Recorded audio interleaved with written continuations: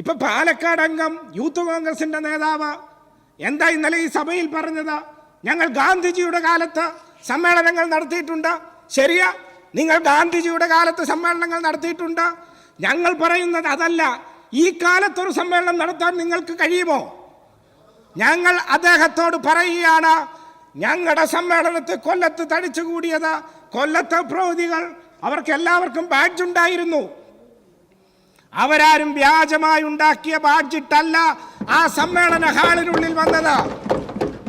ഇതര സംസ്ഥാന തൊഴിലാളികളല്ല അവിടെ വന്നത്. കേരളത്തിലെ 38,000 വരുന്ന ബ്രാഞ്ചുകളിൽ നിന്ന് ആരംഭിച്ച തെരഞ്ഞെടുത്ത പ്രൗഢികൾ. എൻ്റെ അടുത്തിരുന്നത് ഒരു വനിതാ സഖാവായിരുന്നു, വിധവയായിരുന്നു. കഴിഞ്ഞ 48 വർഷമായി വിധവയായി അവർ ജീവിക്കുകയാണ്. കാരണം എന്താ?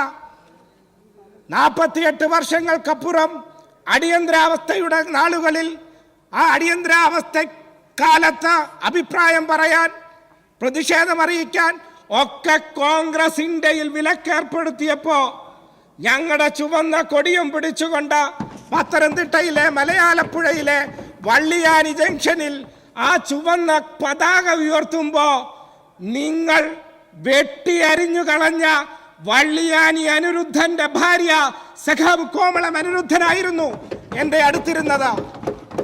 അങ്ങനെ ത്യാഗദുർബലമായി പ്രവർത്തിച്ച സഖാക്കളാണ് അവിടെ ഒത്തുചേർന്നത്. എന്തായിരുന്നു? ചെങ്കടലല്ലായിരുന്നു കൊല്ലം.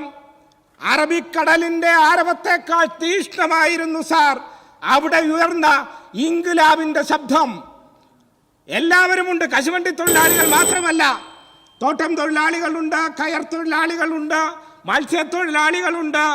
അങ്ങ് കോട്ടയത്തു നിന്നും സുകുമാരൻ സഖാവ് 92കാരൻ നടന്ന് ആ സമ്മേളനത്തിൽ പങ്കെടുക്കാൻ അവിടെ എത്തി.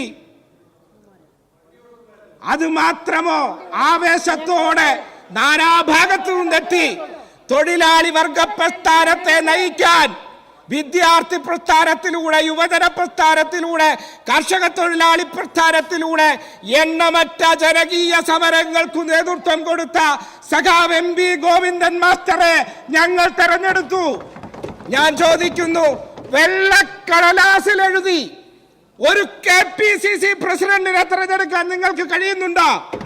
എത്ര നാളായി സാർ, എത്ര നാളായി ഇവർ ഒരു KPCC പ്രസിഡന്റിനെ തെരഞ്ഞെടുക്കാൻ വേണ്ടി ശ്രമിക്കുക?